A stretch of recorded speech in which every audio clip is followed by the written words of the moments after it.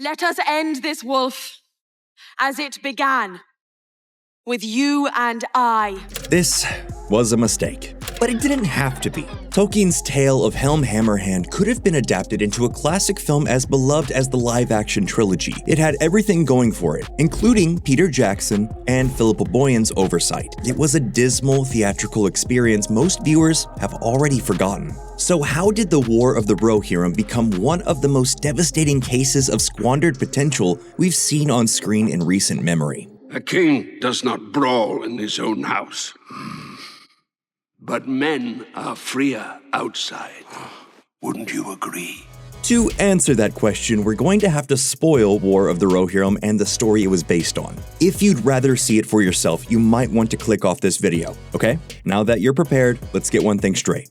Animation is the perfect medium for Tolkien's world. In fact, despite so many failed attempts at animated adaptations in the past, it's actually better suited to animation than it is live action. Animation can capture both the whimsy and the solemnity of Middle-earth with equal strength. It gives filmmakers more freedom to portray the fantastical qualities of the world without the need for considerable special effect budgets or years of pre-production like in the case of the Lord of the Rings trilogy. And it's not just Western animation that fits Tolkien's vision. It was actually a perfect choice to adapt Helm Hammerhand's story into an anime. In both the movie and the appendix at the end of Return of the King, Hammerhand is essentially introduced to us as the medieval fantasy equivalent of One Punch Man. While ruling as the king of Rohan, Hammerhand punches a lord in the face so hard that he dies, and the lord's son, Wolf, swears to return for revenge. You will pay for this with your life.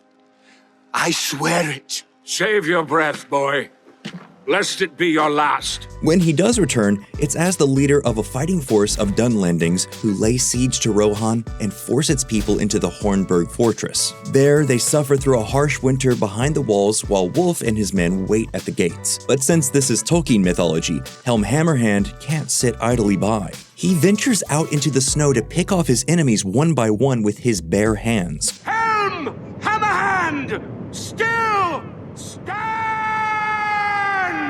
His eventual fate is to die with his knees unbent, while his people overtake what's left of Wolf's forces and win the day. To honor Hammerhand's sacrifice, they renamed the Hornburg Helm's Deep.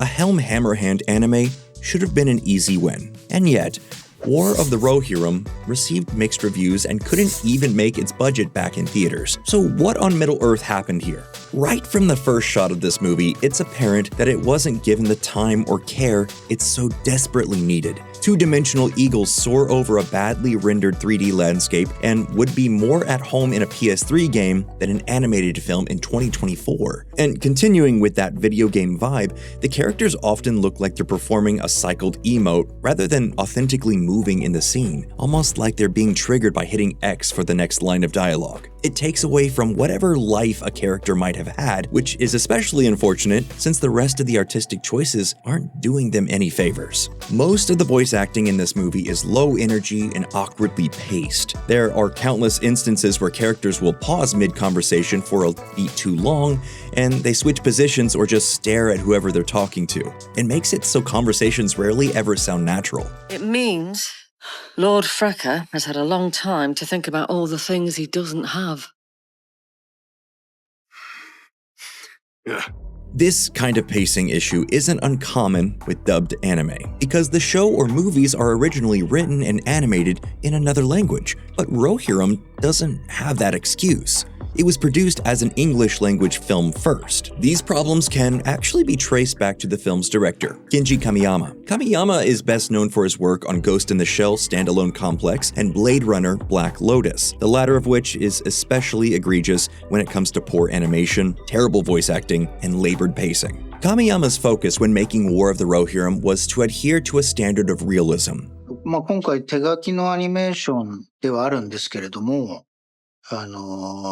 アニメーションに説得力を持たせるために That's why we got this strange mix of realistic 3D backgrounds with 2D hand-drawn characters. Each scene was performed by live actors in motion capture suits, and their movements were run through 3D software primarily used for game development. The scene was modeled out, and those renderings were used as references for the 2D animators. The animators themselves were from a company called Sola Digital Arts, which had never tackled a project of this scope before. They had to produce large-scale battles with hundreds of horses, which are notoriously difficult to animate, and they had to do it fast. Originally planned as a 90-minute movie, War of the Rohirrim ballooned to a 2-hour experience, leaving the largely inexperienced team to crank out work at a rapid pace to meet their deadline. But Kamiyama and the animators aren't solely the reason for the movie's failings. Peter Jackson has an executive producer credit on Rohirrim, and Philippa Boyens, one of Jackson's co-writers on The Lord of the Rings, personally oversaw the project. It was Boyens who decided to adapt Helm Hammerhand's story. What I found when I went into those pages and really started looking at them is actually there's a wealth of story in there. She took the project in many questionable directions before it finally found its way into theaters. The most notable change was that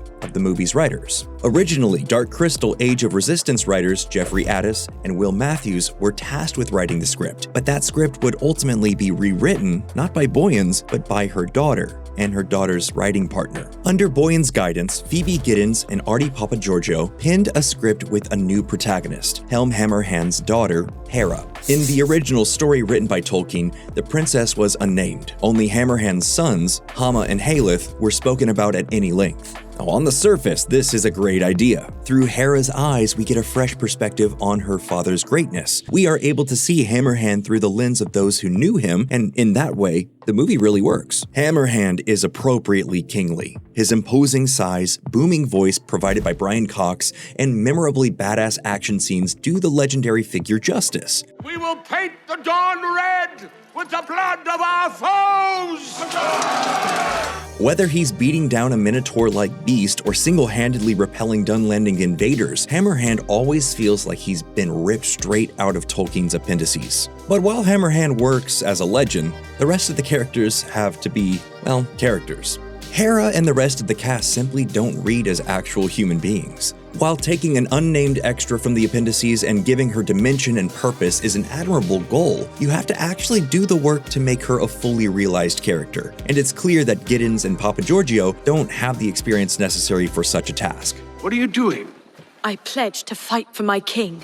Hera is a flawless heroine, and her brothers are just 3 tropes in a trench coat masquerading as actual characters. And our villain, Wolf, is about as predictable as they come. You will suffer as I have suffered.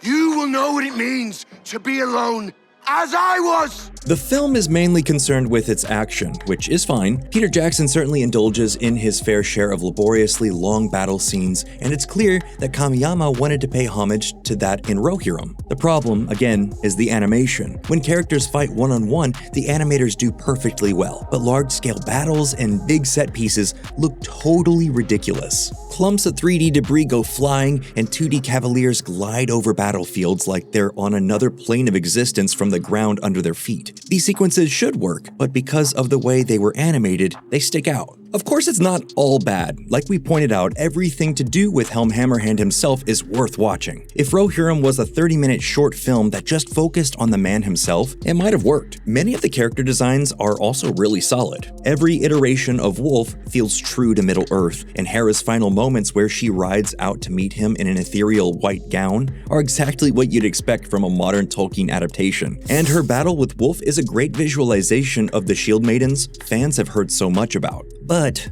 that's basically where it stops. Every other aspect of this movie feels ill-conceived and created without any sort of authorial voice, and that's because it was. But that's just our opinion. Now we want to hear what you think. What did you think of War of the Rohirrim? Let us know in the comments, and consider subscribing to Nerdstalgic if you liked what you saw here today.